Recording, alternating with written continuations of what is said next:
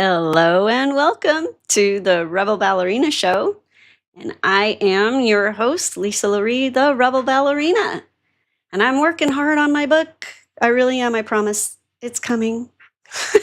There's a lot there. And as I've been writing my book, I have a distinct understanding as to why people don't write their book. It's a lot. It's a lot of hard work. And it also brings up a lot of stuff. If you're doing a memoir like I am, it brings up a lot of stuff. And actually, you could write fictionally in the same manner, I suppose. That would bring up a lot of stuff. But reliving life as I'm writing has been a struggle, to be honest. It's been tough. There have been some significant moments of, oh, why am I even doing this? Because this is a lot. It was bad enough to live through the first time around, and now I'm reliving it again.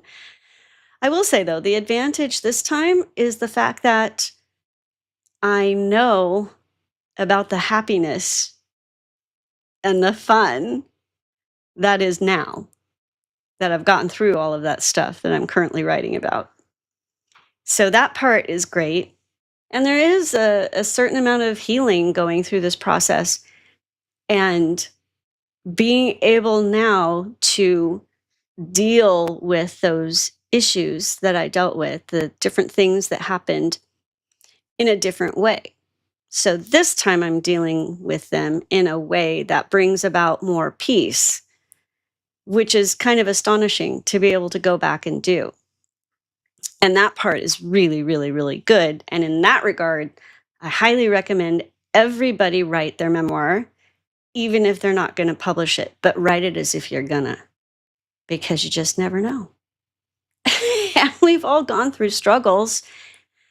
Part of the reason I believe that we have these struggles is so that we are useful to others who are then going through those same struggles.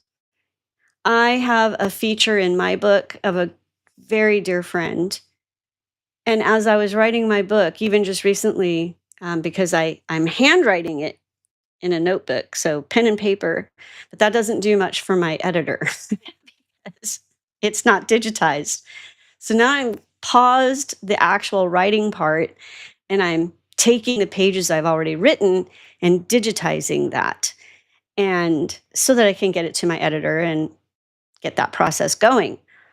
As I've been digitizing, it's condensed because what I've written is already written. So I'm going through it faster, and I noticed and had to add a little phrase into and edit my digitizing when I'm talking about this friend about how she was really an angel in my life. And she's a dear and precious friend, though we don't spend a lot of time with each other anymore. Every single one of the things that helped me and my kids, especially my son, during the tumultuous autism years were her recommendations.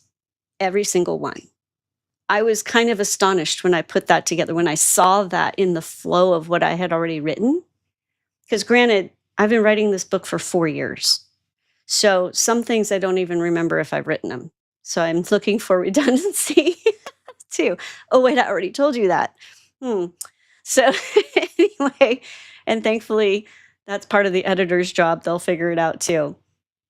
But it was really interesting to see a more cohesive flow to what I had already written and to see how important she has been in my life.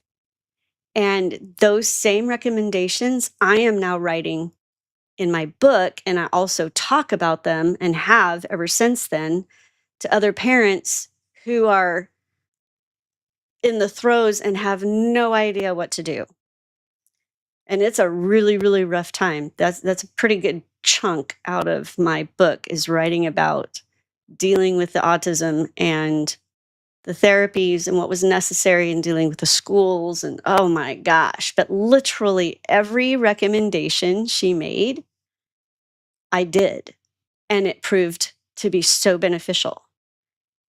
So you just don't know what component of your story could end up helping someone else. And even further, what she did for me, I am now disseminating on a larger scale, not just person to person, but I'm putting it in a book, literally as a reference guide. And I write it that way because I want to be able to help others as she helped me. And in doing so, she's helping those because she gave that information to me in the first place. And now I'm sharing it. So it just has this enormous ripple effect. And you just don't know what part of your story could be that for someone else. So I do recommend, at minimum, journaling, because it's just, there's something so cathartic about writing out your thoughts with a pen and paper. Not necessarily on a computer, though, if you just have to do it on a computer, I guess. But there is absolute research that shows that if you use pen and paper, you're getting other cognitive benefits as well. So I highly recommend. But you do want to get those thoughts out. I think it would be a smart thing to do. Because again, you don't know how your story may affect others and be of actual use. Even if you've gone through a whole bunch of stuff and you're like, oh, no one's going to want to hear about this. You just never know. Or I've gone through a lot, but it's not like, the people I've read their books and they have such these huge stories of being, cast aside, foster kid, no one wanted them, poor, blah, blah, blah. And then they rise to create a fortune. You don't have to have that kind of story. It doesn't matter because probably most people aren't going to relate to that anyway. I mean, don't get me wrong. It's great to have those astonishing stories told.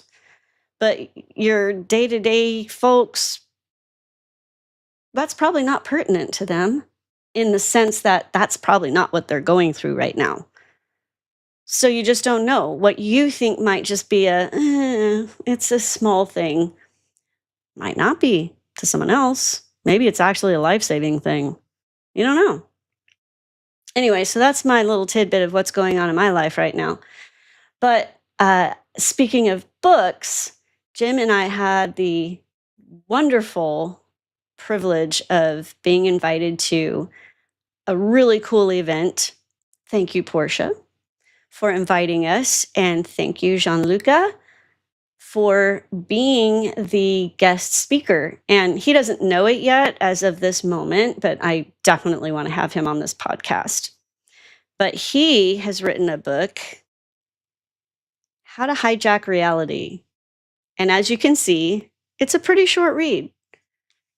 And it's even shorter because there's lots of illustration and there's not much, oops, I'm doing that wrong. There's not like small print. It's like you could read this and it's life-changing. It really is. I'm halfway through. Halfway? Where am I in this? Yeah, I'm about halfway through. And it's fascinating.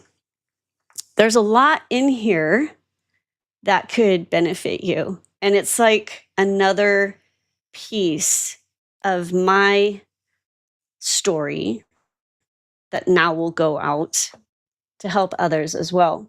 And the funny thing is that Jim and I actually saw him at TEDx last year. We initially went to see another friend who was speaking and then ended up seeing him, but didn't even realize until we went to this thing the other night, this event, that is like, oh my gosh, yeah, I recognized him. And then he talked about being in the TEDx thing. I'm like, we were there. I was like elbowing Jim. Hey, we were there. We saw him. So kind of fun how all of that works out sometimes. So here is his website. Well, it was there. Sorry to my producer because I just kind of, now he has the actual website. Yes. Really cool. This guy is super, super talented in so many ways. So he's got music, he's an actor, he does all kinds of stuff, businessman and now author. Yeah, Very fascinating guy. And the stuff that he has learned, in a nutshell, he's written in this book. Very, very pertinent, important stuff, especially if you're feeling stuck in life. There's some really good stuff in this, in how we think, and it really does tag along with what I'm talking about, and how we're perceiving what we're going through, how we perceive life at all in general, and how that shows up in what we're going through, how it might be the reason we're going through what we're going through.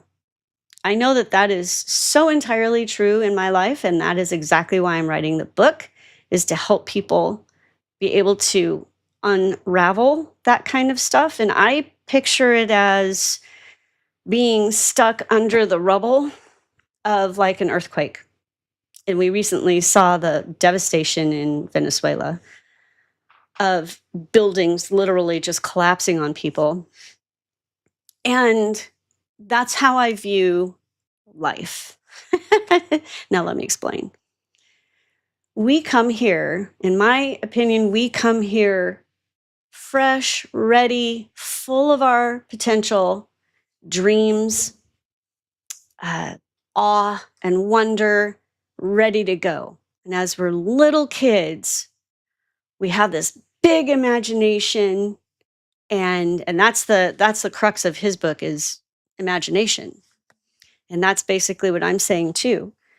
We have all of this stuff that we need, everything that we already need to be able to create something of value while we're here. And that's what life is supposed to be. You're here to create and to share your gifts and to pass that around amongst each other, to benefit each other and yourself. And it's supposed to be fun. The whole thing is supposed to be super fun. And when you're living that, I can say now, that's true. It's really fun. And the imagination part is his take on it. That's where his focus is. And I totally agree. But as I see the rubble of life, and it's not like a huge collapse like in an earthquake, this is more of a and then that, and then another. And that is that life, that joy, the wonder, the imagination, the creativity just gets smushed out of us by everyone else's expectations and demands. And I'm talking, it could be anybody. It could be your parents, it could be family members, teachers, society at large. It could be your religion. It could be whatever that tries to put you in that box so that A, you're controllable. I have a problem with that. B, is there a B, actually? Come to think of it, there might not be a B. Because typically it's for control. Now, granted, when you're little, you do need to have some guidance, like, don't put your hand on the hot stove, don't run out into the street, that kind of stuff. That's not what I'm talking about. Those are literally for your safety. The other stuff, though, very questionable. Very questionable. I just have a hard time now that I've gone through all that I've gone through, and I'm writing and I'm seeing things so very differently. And I have a vastly different understanding now of how life really works. I just see how it's so easy for us to get trapped under that rubble, and we don't even know it. It's weighty, but because it happens more subtly than just a sheer collapse, we don't feel it.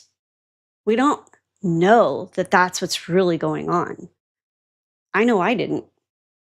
I had no idea of what was going on. I just found myself at the end of myself and trying to figure out, okay, do I leave the planet or do I leave my marriage? It just came down to that because I was so totally undone. Didn't want to be here and didn't know if there was really another way out because I had already done everything I was supposed to do.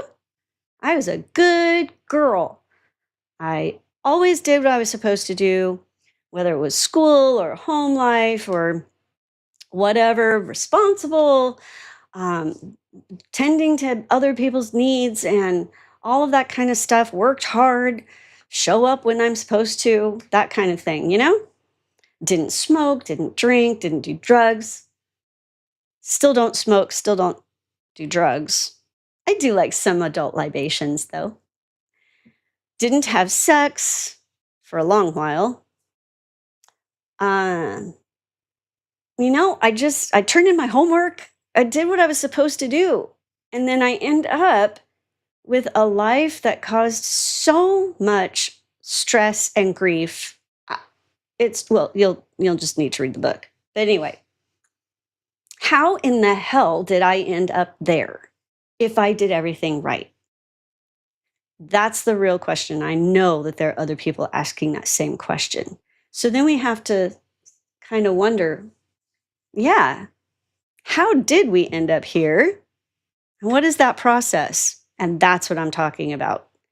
It's that soft smushing, if you will, of our very selves. And then we lose that joy, and then life is not fun because we're living it for everybody else instead of doing what we're here to do.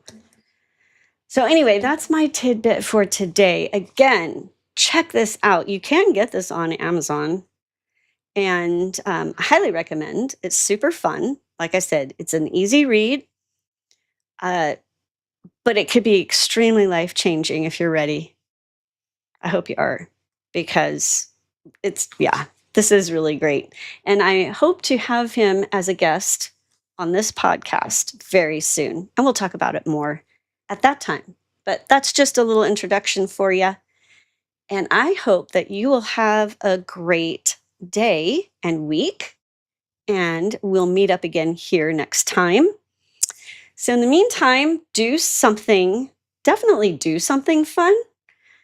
But I'd love to help you live fun. And the first thing you could do is take my fun quotient quiz. That would be a great place to start because that will tell you a lot about how deeply you're buried in the rubble. So take a look at that. Check it out. My fun quotient quiz, and we'll see how much fun is being stolen from you right now, or maybe you actually do live fun. Let's find out. Anyway, have a fantastic day and week and life, and I'll see you next time.